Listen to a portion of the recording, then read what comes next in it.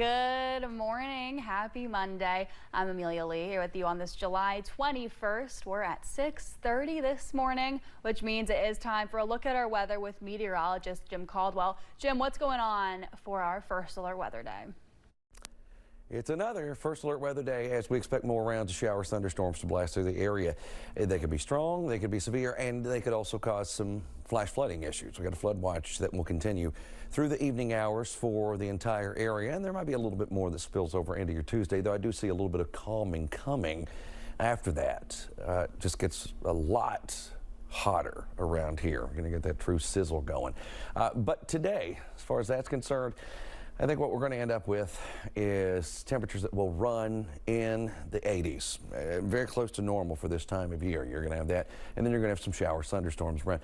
Notice it's a little warmer here across some of our southwestern counties, but you get here, you've got these low 80s and you've got some even upper 70s. Well, what's happening is I think we're going to get a better concentration of the rain through that area. I know it's just scattered, but I still think we've got a better beefed up chance for some of those showers and storms to pass through those skies. That's something we'll be watching very closely for you. The Rowan County coroner has identified the teen shot and killed at a home in Morehead yesterday morning. 15-year-old Luis Jackson Nanez Lopez was found dead in a home on West Sun Street. Police were called there around 2:30 yesterday morning. Another juvenile was found with a gunshot wound. They were taken to the hospital. We don't have any additional information about them or their condition. After searching the area, officers arrested this man, Gildardo Martinez. He's on your screen now. Police say he's charged with murder, assault, and attempted rape. The Rowan County Detention Center website says he's also charged with public intoxication, disorderly conduct, resisting arrest, and fleeing police. The coroner says Jackson was getting ready to start his sophomore year at Rowan County Senior High School. Yesterday, the school put out a statement saying they're sad to lose one of their own. They describe Luis as a sweet child who worked hard to do his best every day at school. The school's office will be open all week from 8 to 3 for anyone who needs grief resources. The Laurel County Sheriff's Office is asking for your help to find a missing woman. Take a look at your screen now. That's Hannah Smith. She was reported missing Saturday and was last seen on Kentucky 30 in Laurel County. Deputies say she's 24 years old, 5 feet 5 inches, and 200 pounds. They believe she could be with a man named Austin Brown, who drives a black Silverado pickup truck. If you know anything about Smith's whereabouts, you're asked to call the Laurel County Sheriff's Office. In Laurel County, deputies arrested a man after rescuing him from the woods. It all started just before 11 Saturday night with reports of a fight at an apartment complex near Kentucky 638. While deputies were on their way to the scene, they learned the suspect fled in a white car. They found the car and tried to pull it over, and the chase started. Deputies say the suspect slammed on his brakes, causing a deputy to crash into him. The man left the car and ran into the woods. Deputies learned the man's name and called his cell phone. The man answered and told deputies that he wanted to turn himself in, but he was lost in the woods. The London Laurel County Rescue Squad used a drone to find the man, and he was arrested. Michael Root Jr. faces several charges, including one in endangerment. Breaks Interstate Park in the Pike County coroner confirmed a drowning at a popular water hole in Elkhorn City. WYMT's Buddy Forbes has those details.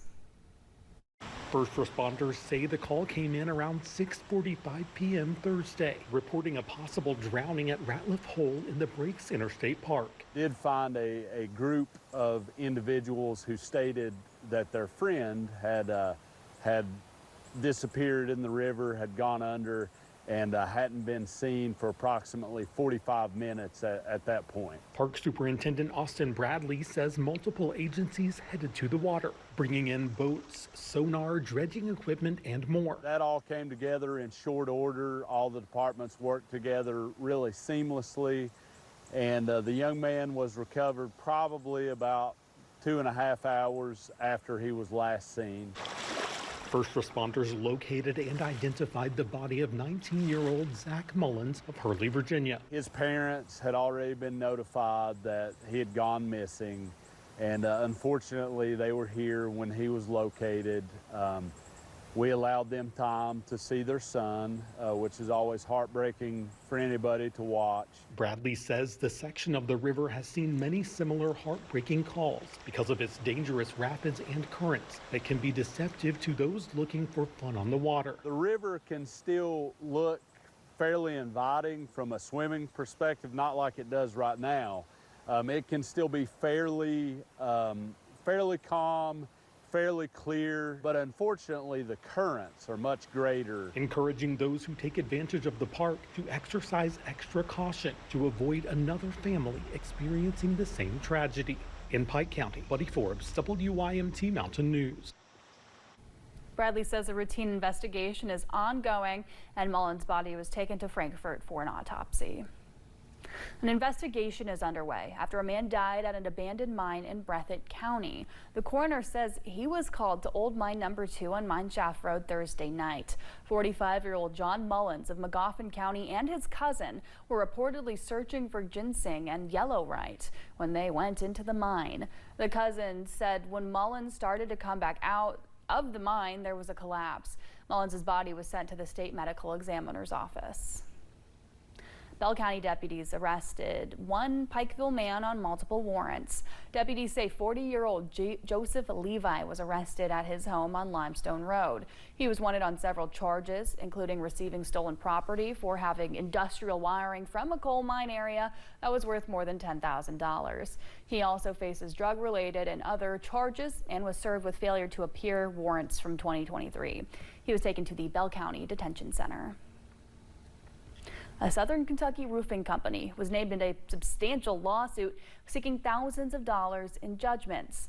Malcolm Mesalam has had his own roofing business for 11 years. He was shocked when a sheriff's deputy delivered a civil summons naming him as the defendant in a lawsuit. But Mesalam says the plaintiff incorrectly named him when another company was actually to blame. The attorney representing the plaintiff said the actual company being sued has a similar name to Mesalam's business. Something coming out like that with 14 or 17 civil summons going against a company that's public record with a small business, that's something that, you know, may not be able to come back from. Mesalam said his customers can vouch for his work, but he is concerned since the original suit was public record. He could face problems in the court of public opinion. Dozens of students and even some teachers likely cheated or were caught trying to cheat on state-required tests in Kentucky schools. That's the finding of a Lexington Herald leader analysis of 1,249 testing allegations from 2020 until 2024. It shows there were nearly 200 more violations in 2024 than 10 years ago. Some students likely used cell phones, prohibited websites, and hidden scraps of paper to cheat. Well, doctors say before your kid goes back to school, it's time to make sure they're caught up on all those vaccinations. Some of the vaccines they recommend are tetanus, chickenpox, measles, whooping cough, mumps, and rubella. Then in the fall, there will be additional vaccines for that season, which include the flu and COVID vaccines. A very large majority of physicians and scientists still stand very firmly behind our traditional vaccines and our seasonal vaccines. It's the best way to keep kids safe and healthy throughout the school year. Doctors say it's also important to continue checkups throughout the year. Officials with the National Weather Service in Jackson are sharing the importance of preparing for flash flooding. Meteorologist Jonathan Marcus suggests to stay up to date with weather alerts and notification. He says in the event of a flood, don't approach or enter the water as there can be different types of dangers present. We also want to make sure that people are avoiding floodwaters. If there is rushing water, not only can it sweep you away, but there's also likely dangerous debris, potentially animals like snakes, or even electrical wires that could present a danger to a member of the public. Marcus also says in the event of a flood, get to high ground to stay safe. And if you're driving, turn around, don't drown. And we do want to remind you, of course, to download that WYMT weather app so you can always be up to date on any watches, warnings, and even current radar in your area. Repairs are scheduled this week on a road in Letcher County. Transportation officials say embankment stabilization work will happen on Kentucky 3410 or Cram Creek Road near Old Kate Lane. It's near Kentucky 1862 or Pine Creek Road. Work is scheduled to start today and continue through Thursday from 7:30 to around 6 that evening, weather permitting. And roadway and embankment repairs are also scheduled this week in Knott County. Kentucky 721 will be closed to traffic near the junction with Kentucky 1088. This will happen today through Friday from 8 until 5:30. There are several detour options. Expanded Core Curriculum Week with the Kentucky Deafblind Project finished up early on Friday. ECC Week is a time for deaf, hard of hearing, blind, and visually impaired young adults to get to come together, working on self-advocacy, independence, communication, daily living skills, and more. They spent the week in Hazard this year, exploring different parts of the community. This included building with HDA, a tour of WYMT, and dancing at the art station. We went to the Challenger Center and they made rovers and launched rockets, and everyone's just been great and very, open arms, open hearts, and so it's been perfect. ECC Week Director Corinne Miller says she's just grateful to the Hazard community for showing up and showing out for this first ever ECC Week in Perry County. Well, thanks so much for getting your day started with us at 6:41 on Mountain News this morning. And maybe her